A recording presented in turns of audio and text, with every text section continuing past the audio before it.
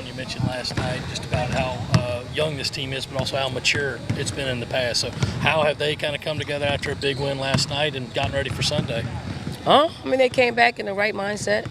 They got up, they watched Alabama, so we had a really informed film session. And then they came back out here. We got a couple of things done. It wasn't we didn't go up and down a whole lot. But we just really concentrated on the scouting report defense and making sure we understand how we want to defend conceptually. Any more things stand out from the Kentucky tape that y'all need to work on? I mean, for us, I thought what stands out is we executed. So sometimes we tend to really hone in on what we didn't do well. So you got to balance that. They did well. We watched it. They felt good about it. We talked about what makes this team good, and I mean some really good answers. And the reasons why this team is good is because of they're selfless. They're happy for each other. They want each other to do well. And then we got great leadership.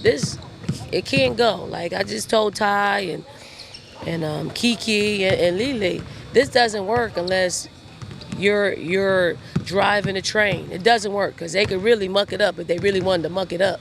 But I mean, the youngsters are following their lead and they're embracing their role, and everybody's, feel like they're involved. What have you seen from Alabama on tape? Have you guys talked about it? I mean, I think they're much improved. They're more efficient. They are, they're healthy. They have a point guard that pushes the ball and reads defense. They shoot a lot of threes, but they get to the basket. They got bigs who can keep you honest as far. They may not give the ball a whole lot, but they keep the defense occupied. And then you got a four, Walker, who can space you out and can score a lot of different ways. I mean, they're doing a lot of things. They keep you off balance.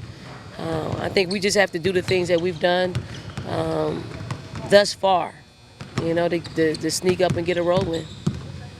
Don, when you say you can't drink the Kool-Aid yet, can a coach ever do that, or does that not come until 2 wins in New Orleans? I mean, you get to New Orleans, I'll start drinking it then. I mean, I'll start chugging it.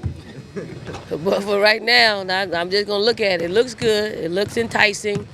But I'm not going to drink it yet because I just want to get the most out of our team. When you have a team like this, you want to get the most out of them, and you don't want to leave any stone unturned. So for us, we're just locked into the game plan, locked into ways in which we got to keep defending and ways in which we got to keep sharing the basketball and just keep creating that fluidity from an offensive standpoint and defensive standpoint. With the SEC schedule being the way it is, 2 games a week, pretty much Thursday, Sunday, do you start looking ahead to the next opponent after Alabama and so on after Arkansas comes? I mean, we do, just to prep to see if there are any similar ways in which we need to defend, just concepts. Yes, we do that a great deal.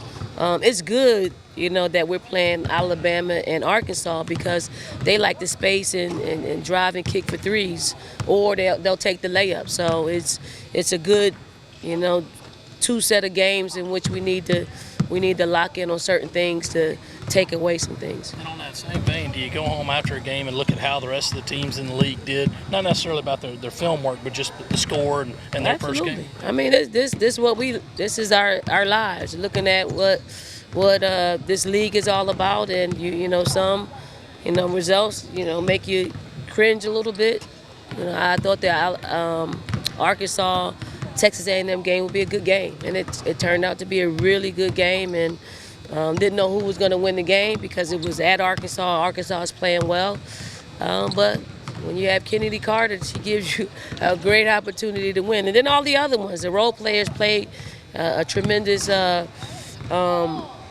had a tremendous outing for them. 2 double-doubles, I think. You talked earlier in the year about kind of man-to-man versus zone and the defense you guys were running. I mean, obviously, it seems like the man-to-man is still working pretty well. Are you working on installing more zone, though? We haven't. We haven't. But I'll tell you, it's a team in which, if we decided to do it, they lock into whatever you ask them to lock into, and it may be not executed as perfectly as we design, but it won't be from an effort standpoint, and it won't be from a not, knowing standpoint. It'll just be from probably over helping or doing too much. So we haven't really worked the zone, and we got really better at man. Anything else for Coach? Thank you all. Thank you.